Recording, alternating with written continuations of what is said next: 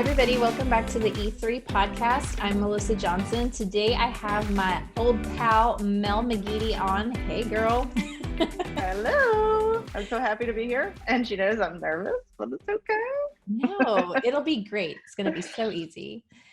So Mel is an amazing rehabber. And why don't you share for us just a little bit about you and kind of where you got started and where you're at now in real estate?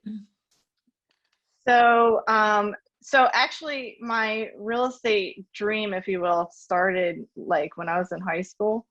And I don't know, I just never really pursued. I didn't actually think about even doing like the agent thing. I just really wanted to flip houses even back then. And I don't know, we ended up, I ended up making a family. I went to college later in life, and I actually got my degree in nursing. And at some point, which was, I think it was about 5 years ago, I had said to my husband, Chris, I'm like, listen, I would really like to try and dive into this again. And he's like, I don't know. And then I started hearing about wholesaling, which is like, I feel like it's almost the entry point for people to get into real estate these days, because it is just, a little easier and a little less money to do. Mm-hmm.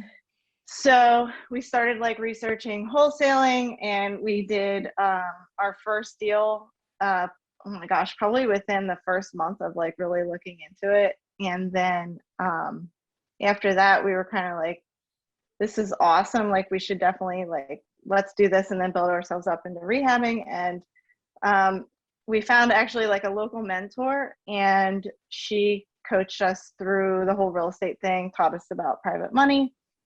And I don't know, it's just kind of been off to the races from there. So we started doing like one flip, and then we did 6, and then we did like, I don't know, 20 in the 1 year. And 2020 was weird, but yeah, so we just kind of took off from there. So I know. I've watched your journey yeah. all these years, and it's all like, all of a sudden I'm like, oh my God, they have so many deals, so many houses they're working on. That's awesome.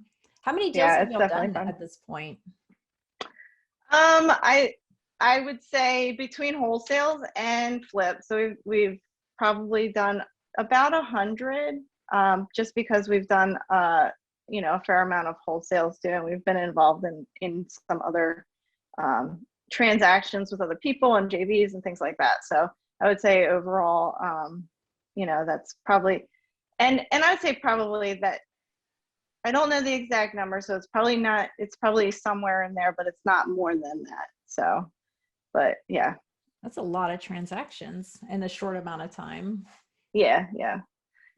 So I know you guys do a lot of rehabbing. Mm-hmm. How does that look for you guys? How do you run that side of the business? Do you have a team? Do you guys do the work yourselves? So in terms of the business, Chris and I are very split down the middle. So I handle all the rehabs and all the projects. Basically, I had hired an assistant at, it was like last year. I kind of needed help just, calling the township, getting permits, filling out paperwork, calling a couple of contractors here and there. But so it's just her and I on that side of the business.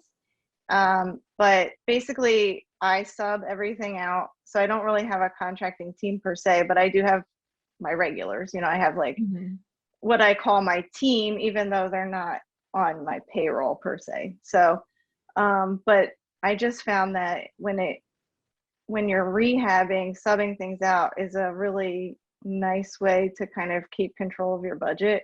And I guess that's really what it came down to for me, was control, but also it helps you move quicker. So that was why we do it that way. And essentially, I guess I kind of created this position for myself, which is project manager. And I like it. I feel like I've somewhat mastered it to this point.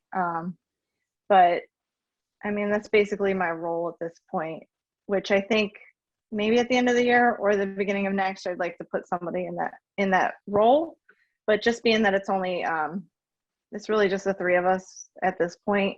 So yeah, we're not striving to have some huge company. that's not really what I would like to do. And to be honest, in this market right now, we can kind of ride it as long as we can, because we'll still make a boatload of money just because the market is out of control this year. Crazy. I agree with that. Yeah.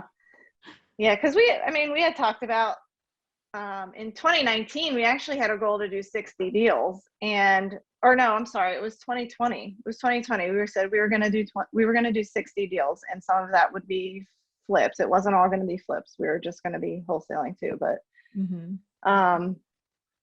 we had a mindset change in 2020 and just realized like we reevaluated our end goal. Like what was our end goal? Is it really about the number of deals, or is it about how much you want to make and what makes you comfortable in the business? So that was kind of, with 2020 happening and COVID and things slowing down, we realized, what do we really want? Like, what do we really want in this business? And yeah, so our goals changed that year. I've talked to so many people that went through that too in 2020, myself included. It's just like when time stands still like that, it's a really good time to sit there and take stock of, okay, what have I done? What do I want to do? Like, really have a chance to reevaluate everything. And I did the same thing. A lot of people did. And I like that you came to that conclusion, because I'd come to that conclusion myself too a few years ago.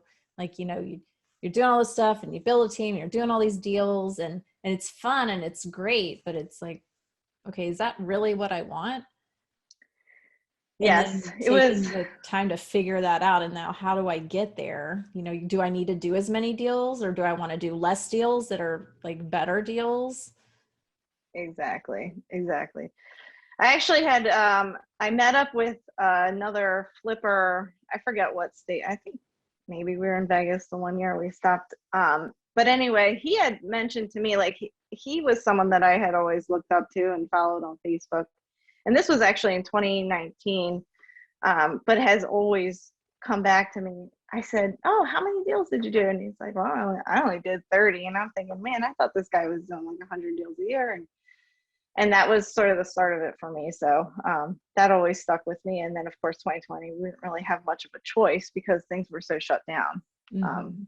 And in Pennsylvania, we were non-essential for a few months. Like you couldn't, even as a realtor, you weren't allowed really to sell. So it really slowed us down. So we didn't have a choice, but I thought it was just such a great moment to actually be able to be like, okay, so we don't have a choice, but what do we really want then?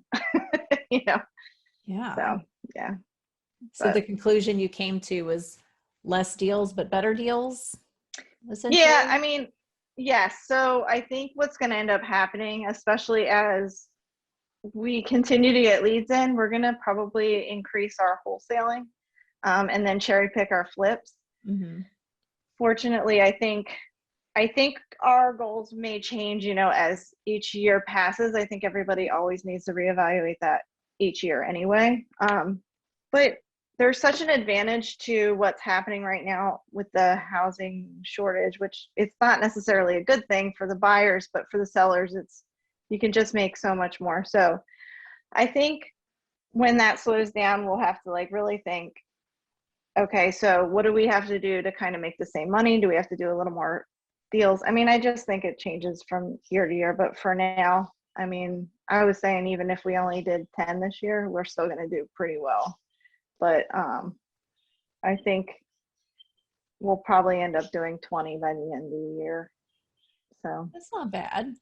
And you said something that I think we need to kind of put a little bit of focus on too, to remind people that,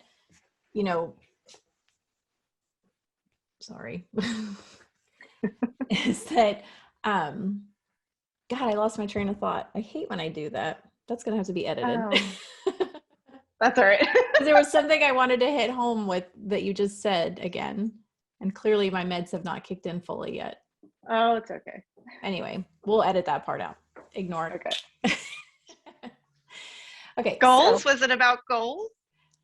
It was about goals, but what I was going to say was, I was talking to somebody the other day. We were talking about this, like about pivoting in your market. Like, so when you know how to do a few different exit strategies, like wholesaling and flipping and, some people implement, being an agent as part of an exit strategy. Like, you've got to be able to know how to do those exit strategies and then when they should be implemented too, depending on what's going on in the market. Because I'm with you. Like right now, my feeling is we need to be rehabbing everything we can, because things are selling so fast. So yeah, materials are more expensive, but it's relative because the prices are up too and values are up. So, it's just like a little bit of a mindset shift. But then when things shift again, I think you're right. It'll be a better time for wholesaling again. And we've done that shifting and pivoting like all the years that I've been doing this, just knowing like, okay, this is going to work now. And it worked, like you run it to death until it doesn't work anymore. And then you have to switch to something else because the market has changed. And so really keeping your eye on what's happening and knowing what strategy to deploy at the right time is important. Yeah. So I 100% agree with that. And that's why I said, like, I think each year everyone always needs to reevaluate the market, reevaluate your goals. What do you really want to do? So, I mean, it's just, it's actually it's a learning curve too, because even now, like, knowing that, sorry, I have a phone call coming in. Just knowing that, of course, I lost my train of thought now. Good, I'm not alone. Yeah, I don't know what this will be edited. Don't worry. See that. I'm thinking like knowing what to do when the market shifts, and how to buy. Like, the one thing I'm nervous right now is I know that there have been a few people that have mentioned that you get all these, like, even in our market, we're getting like anywhere from 3 to 10 offers per house, and they're like way over asking. But how do you evaluate when on the buy side, with comps and knowing that these houses are going to appraise at the end? Like, that's one thing that's been kind of making me a little nervous. Like, it's great, and I know once a house sells, it's still comp.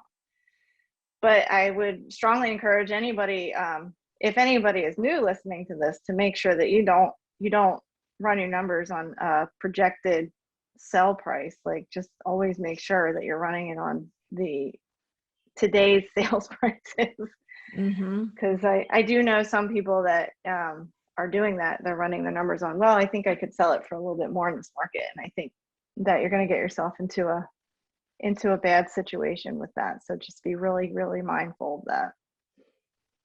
I agree 100% on that. And that's something, when I'm coaching people, we talk about that. You don't bank on appreciation ever, and you make your money on the purchase. So we do the same thing. Like, we evaluate with numbers right now, and then right before we go to market, we reevaluate again, because there could be changes there. I mean, we just listed a property like a week ago that we originally put the ARV at 215. And then when we got ready to go on market, we ran the comps again, and a property had sold for 250. Oh, wow. Same neighborhood, like 2 streets over. And so it was like, well, that's good news. We can push that. So we didn't list at 250. We listed a little bit under that.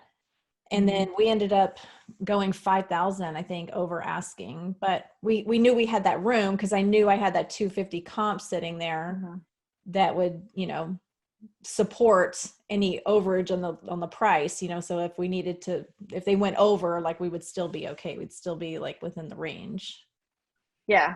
So I don't know what your overage common number is in your market, but we have people bidding, 40, 50, and 100,000 over asking in our market.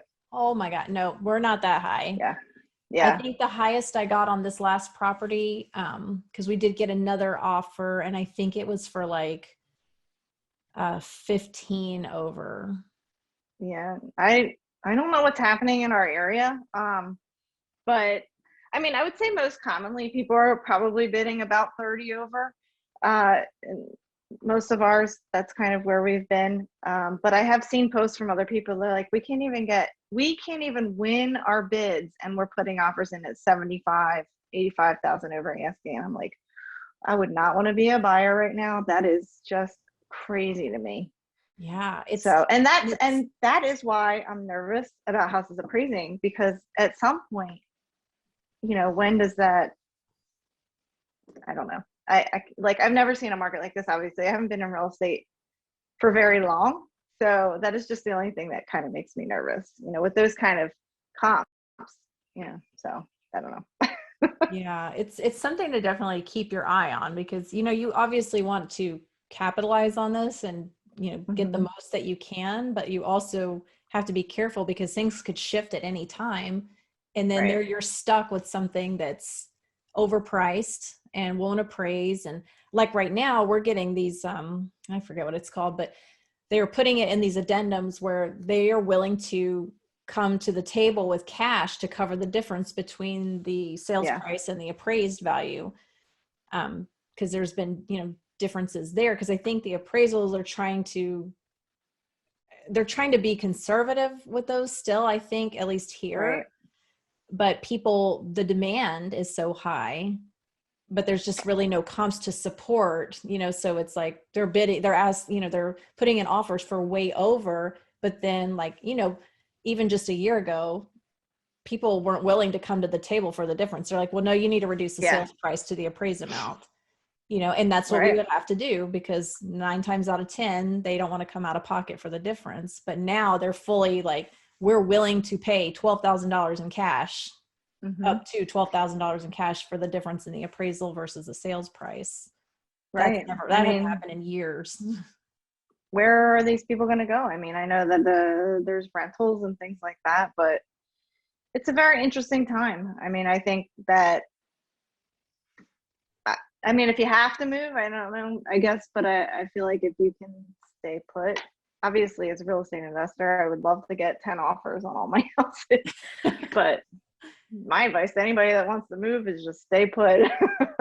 For now, Because it's yeah. crazy. Yeah, it's crazy right now. Especially if you But need to sell and then buy, because I'm not going to lie, mhm. it did cross my mind for a minute selling my house because I have a ton of Yeah, equity in it, and it's like the value went up a ton. And so I'm like, well, if somebody's going to pay, like, but then where am I going to yeah, go? Like, I'm not yeah, going to overpay for a house because I am a real estate investor. I'm not going to go pay right, full price or something. So, like, what do right. I do? I'm not going to just like piss away that money on rent, waiting for the market to change so I can buy something. That's silly. So yeah, I Right. just decided I'm gonna just stay where I'm at. So I think it's good advice. Yeah, it's interesting for sure. Yeah. So with all the rehabbing that you guys do, what are a couple of things that you would want to share with somebody who's getting into rehabbing? What are some things that people need to know that are important to run a successful rehab?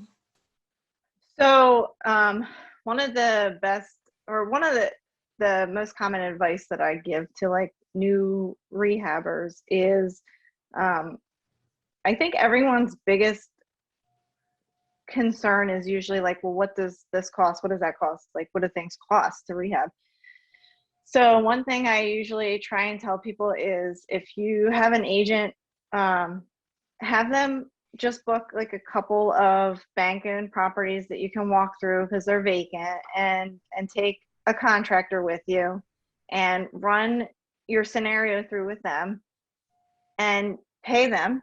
So I always make sure you always pay people for their time. Everybody's time is worth something. So just say, hey, if you have a little bit of time, can you walk through this property with me? Let's do a mock scope or whatnot. And so that I can understand how much things cost, or what you would charge me to do this, this, and this.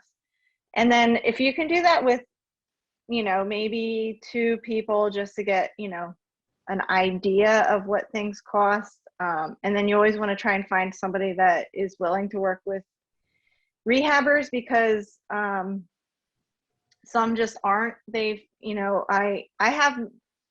I don't have anything bad to say about contractors, because I understand where they're coming from. I know that, rehabbers can be a pain because we always want the best price for everything, but we have a reason for that, and that's because we have a budget. So what you don't want to do is under budget yourself for the project and then have to like penny pinch your people either. So that's what I like to tell people. If you can just get a couple of bids, understand your market, understand how much things cost, and then you can better evaluate deals as they come across your desk, and you can have better budgets when you get into them.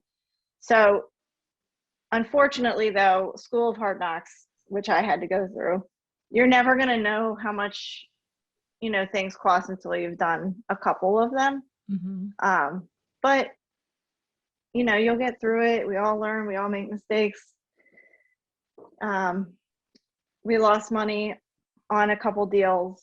Well, actually it was a break even, so it wasn't even that big a deal, but everybody's going to make mistakes, but as you get through them and you learn, you get better and better at it. But that would probably be the best advice I can give to somebody that's new. So when you're going through, say you're going through one of these properties and kind of going through like price, do you talk about timeline too? Because I think that's important, and that adds a lot to the cost also, is how long is this job going to take? What are the holding costs look like? Yeah. So when we did our first flip, it took us about 9 months. So we had to evict someone first, and then the actual rehab took like 5 months or so to get done. And it wasn't a big project, but that was the moment for me where I was like, well, what am I doing wrong? How can we change this? And that is part of the reason why I like doing the subs. I just have one guy that does all my finishes. Then I have a separate painter, a separate roofer, a separate electrician, plumber, all that stuff. Because I think sometimes what people like to do is they get into these projects and they only hire one guy. And the one guy says, I can do everything. And then you realize your project is kind of drawn out for weeks or months at a time. So in terms of trying to keep your project moving, it's a little harder when you're new to kind of get the sub thing down, but I still suggest at least trying to do it just to kind of keep things moving. Because we can run through a project and get it done in, 3 weeks, 4 weeks, 6 weeks, depending on if we need permits or not. But I just see that that's probably the number one struggle with people, is when you're new, getting it done quickly. So just staying on top of it the best you can and subbing things out the best you can, I think will help with that. Yeah, I agree. That's how I run my business too. When we do rehabs, like I have, I call my A team and my B team. So my B team guy would be just like somebody that works on rentals or like can just does like quick, easy sort of things. But then my A team guy, he does like the bulk of the work, probably like 80% of the job. Cause it's like, he does the paint and some framing here and there when we need that, and the tile, and, installing vanities and light fixtures and stuff like that. But then I too also sub out like the bigger things, especially permit type things too, where you need a licensed person. So like a roof, foundation, plumber, electrical, all those things. I have like my go-to guys that I like to call on to do that kind of stuff. And you're right. I mean, it does, especially once you do it for a while. And two, I think it's important for people to understand the order of operations, right? Like, you're not going to go fix all the sheetrock in the house before you repair the roof, right? If the roof is leaking, because you're going to ruin all your sheetrock. So can you talk a little bit about that and kind of break down for people how you do your order of operations when you're doing a job? So the best thing that I think the advice that was given to me was you want to start from top to bottom and inside out. So obviously, like, you want to get the roof done ASAP if you're leaking. But if you have electrical work, you always want to make sure that stuff is getting done first, because that's on the inside of the walls. If you're tearing out drywall, of course. Even if you're not, I'd just like to have all of the inside stuff done first. And then everybody does this part in a different order than me, I think, but I like to do top to bottom. So I do all of my inside work, including my paint, first, and then the last thing to go in is always my floors, my carpet or laminate. But I say that lightly, because 9 times out of 10, I'm at this point with my people where I tell them the address and the lockbox code, and everyone's generally working at the same time. Mm-hmm. So like my painters will be in there with my carpenter or my whoever, the electricians, like they all kind of work because they all know each other now and they kind of work with each other pretty nicely. And then, you know, my carpet guy is kind of the last guy to go in, but generally speaking, that's kind of the order in which you should go. Mm-hmm. Do you, because I know you're in Pennsylvania, so it's a little different, regions are different, right? Do you have to Yeah. do a lot of like foundation houses, you know, where there's cracked slabs and things like that? Do you deal with that very much? We don't, I would say I really don't come across that too much.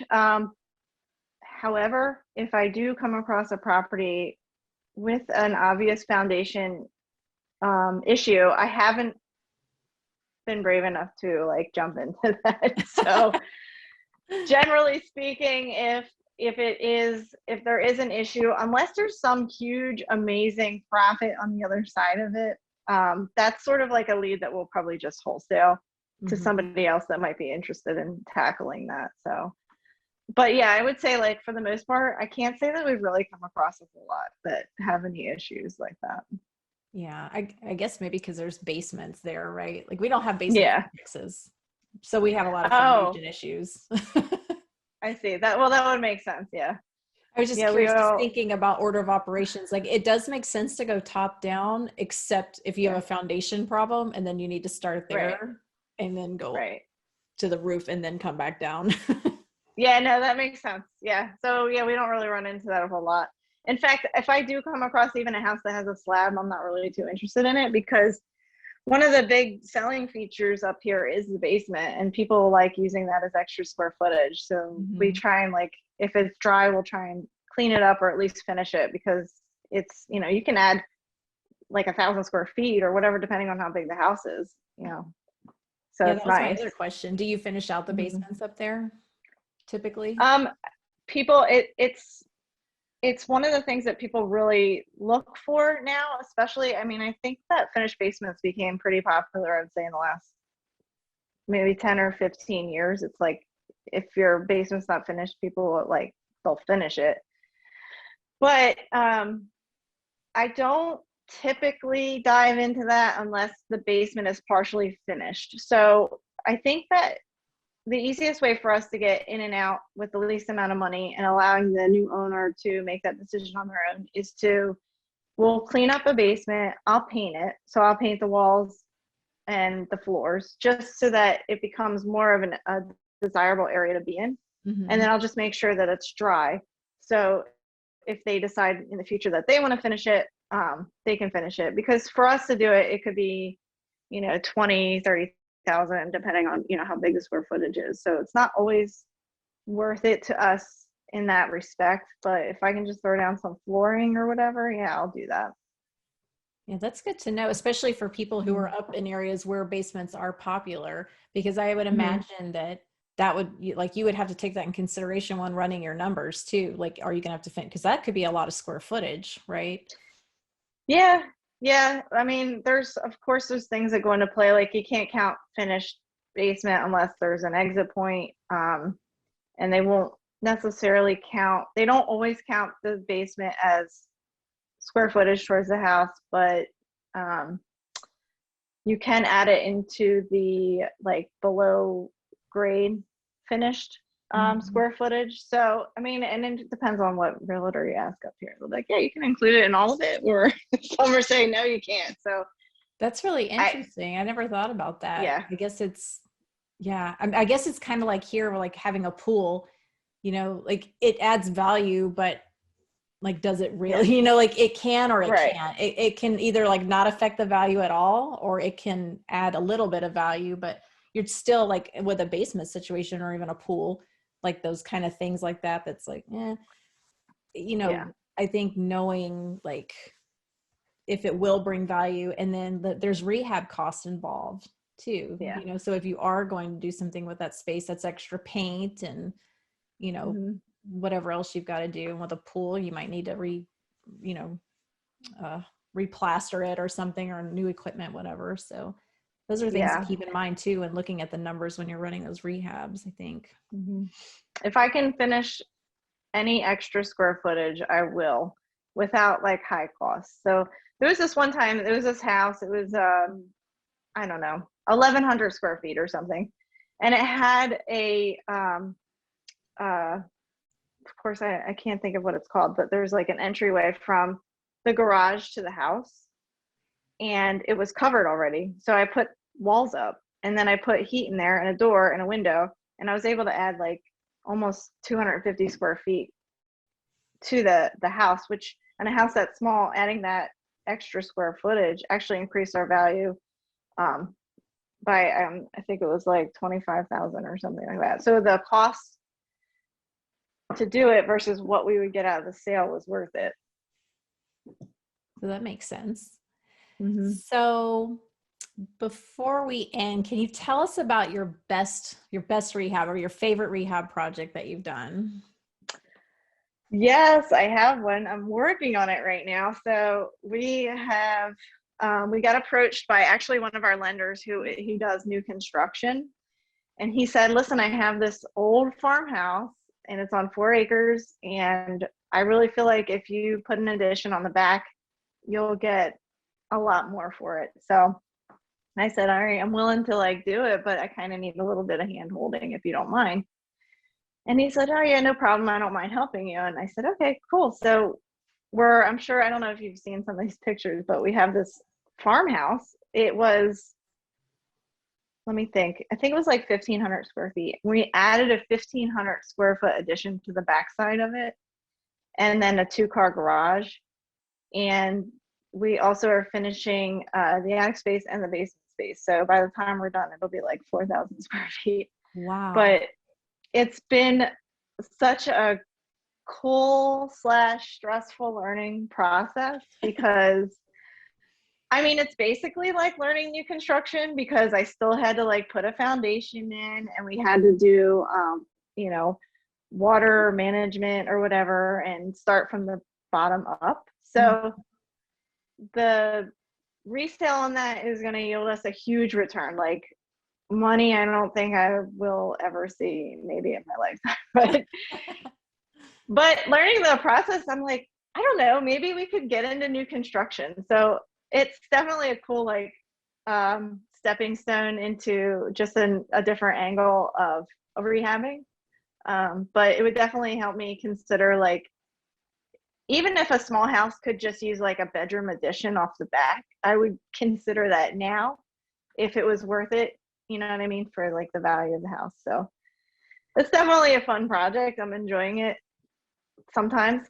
Some days It I'm looks not, but amazing. That's the one that I yeah. saw and I was like, okay, I might need to move to Pennsylvania. This house is awesome.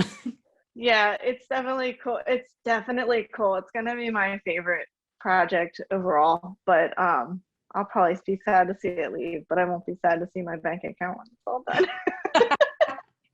You can console yourself with $100 bills. I'll be like fanning myself, like, oh, this is so awesome. Roll around in it, you know?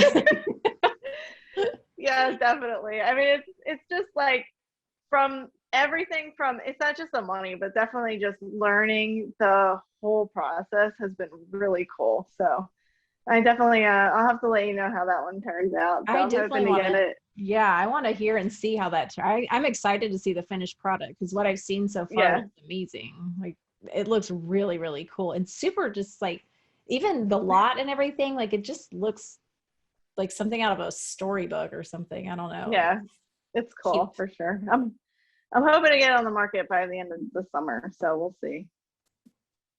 Do you know what you're going to ask for that property yet? Uh, we're gonna be probably in the 750 mark, something like that. Nice. And what did Yeah. you buy it for, if you don't mind me asking? We bought it for 200, and I budgeted 200 for the addition and rehab, but we're probably going to be closer to 3. So it's not a bad, profit on the end of that, I don't think. Yeah, sounds awesome. I can't wait to see it.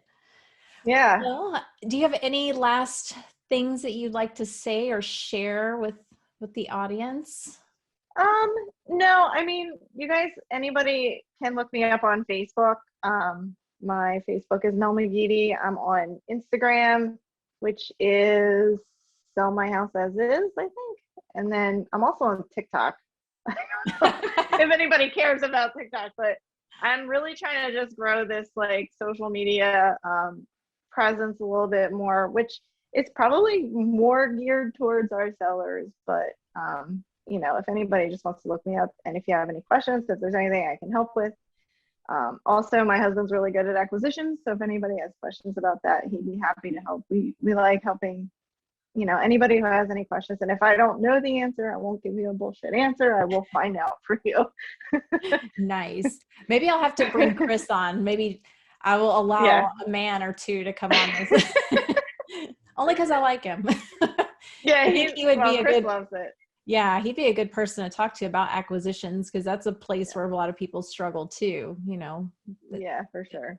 Could be help there. But thank you so much for your time today and sharing a little bit about you and some rehabbing advice from the rehab master over here. I try. Awesome. I'll take the title though. Thank you. Yeah, there you go. Well, thank you again so much. It was fun. It's good catching up again. Thank you again for having me.